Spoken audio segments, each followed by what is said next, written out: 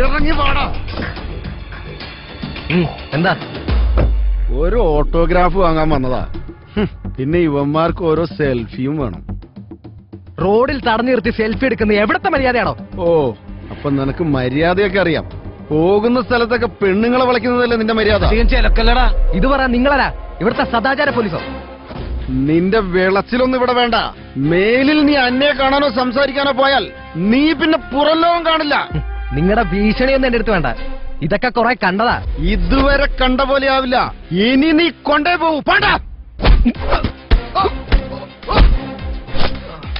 ഗുണ്ടകളത്തെല്ലാം കൂടെ കൂട്ടുമ്പോ നല്ല ചങ്കുറപ്പുള്ളവരെ വേണം നിർത്താൻ. എനക്ക് അന്നമേലെ ഇരിക്കുന്ന കാതൽ സുത്തമാനത് പിരിക്കാൻ നനച്ച് ഉന്നെ പൊളഞ്ഞിടുവേ.